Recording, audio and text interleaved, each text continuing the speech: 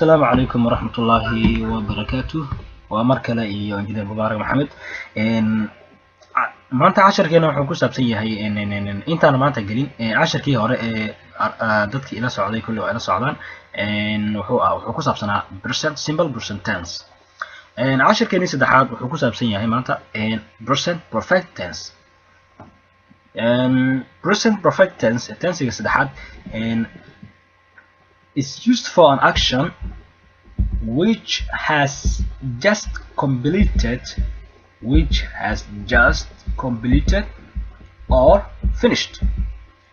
Present perfect tense waxaa loo isticmaalaa is used waxaa loo isticmaalaa for an action fal which kaasoo has just completed kaasoo hadda dhamaaday or finished.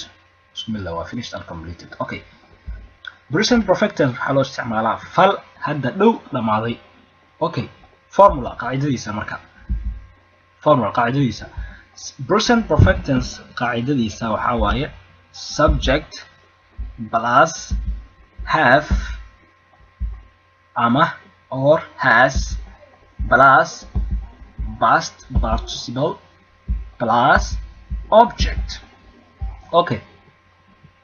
And examples intaanan sii dhexgelin in I, we, you, they afartan waxay isticmaali doonaa have macnaha markii laga dhigayo statementiga negative ama question ama statement caadi ah ama question with negative waxaan isticmaalaynaa have afartan meesha ku aragtid markii la joogo present perfect tense waxaan isticmaalaynaa have.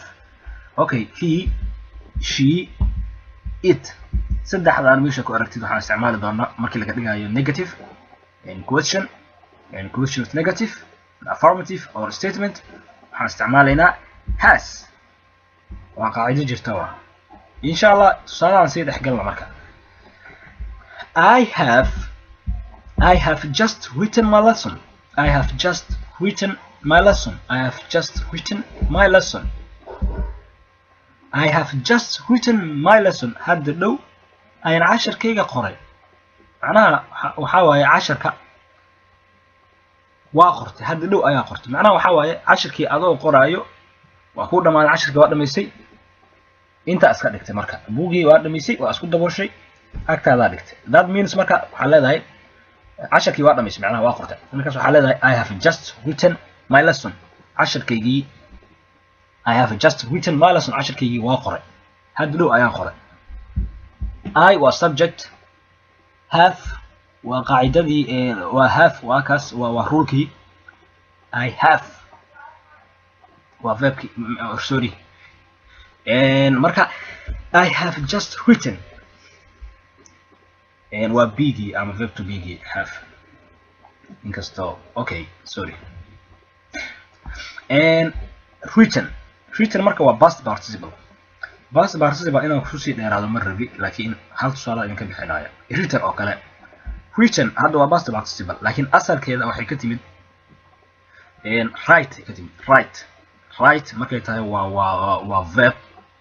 wrote ay noqonaya marka wrote markay noqotana waxaa waaye waa past. written markay noqotana waa past participle. fadlan haddii aad rabto faahfaahin dheeraad ah ku saabsan past participle ka raadso buugaagta grammarka insha Allah. Okay. tusaale labaad we have just came in. We have just came in. hadda dhow ayaan nimid ama hadda dhow ayaan soo galnay ama hadda dhow ayaan imaanay. Okay, we anaga have just came in. hadda dhow ayaan imaanay. waakaas have waxaan soo sheegnay I, we, you, they inay isticmaalaan have. He, she, it inay isticmaalaan has. marka we waa taas have tina intana waa ku jirtaa waa kaas have aan isticmaalnay. Okay, waa qaacidada we have just came in. Okay, he has waa kana has. He has just eaten breakfast. hadda dhow ayuu quraacday ama hadda dhow ayuu cunay quraacdiisa. Okay, he has just eaten breakfast macnaha quraacdii waa cunay macnaha waqti shalay camal ma cunin quraacdiisa. hadda dhow tusaale hadda dhow quraacday quraacdii markuu dhamaystay waxaa la dhahay qofa agtiisa u dhawaa ninkii wuxuu yiri marka ninkii u diiday quraacdiis markuu cunayo moogtahay markaas wuxuu yiri he has just eaten breakfast hadda dhow ayuu quraacdiisa dhamaystay hadda dhow ayuu quraacday okay wala fahmaan umaleynaya okay waxaan galaynaa marka question marka laga dhigayo okay question marka laga dhigayo marka question marka laga dhigayo waxaa la soo hormarsiinaa have okay have I just written my lesson casharkaygii miyaan qoray have I just written my lesson casharkaygii miyaan qoray waxaan soo sheegnay I we you they markii su'aal laga dhigayo statement markii laga dhigayo iyo markii laga dhigayo question with negative intaasba in la isticmaalayo have marka ilaa rulkaan baad fahamtid inta kale waa fahmaysaa have I just written my lesson okay casharkayga hadda dhow miyaan qoray have I just written my lesson casharkayga miyaan qoray hadda dhow miyaan qoray casharkayga okay have we just come in hadda dhow miyaan nimid ama hadda miyaan imaanay laba waa dhihi kartaa okay and has he just eaten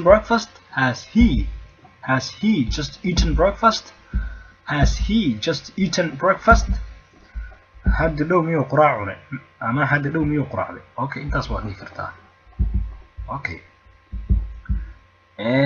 marka aan fiirino markii laga dhigayo negative khiyaarta aniga waxaan rabaa kaliya inaan indhaha idin furo ma rabo inaan ku dheeraado okay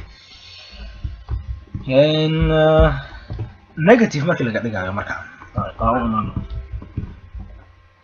I have not waxaa lagu daraa kaliya not statementkii hore ee I have just written statementkii caadiga wuxuu ahaa awal I have just written my lesson hadda dhow ayaan casharkayga qoray I have just written my lesson hadda dhow ayaan casharkayga qoray okay marka waxaa meeshan kusoo biiray hadda not aa meeshan hadda kusoo biirtay oo ah negative I have not just written my lesson casharkayga hadda ma aanan qorin I have not just written my lesson casharkayga ma qorin hadda dhow aniga okay we have not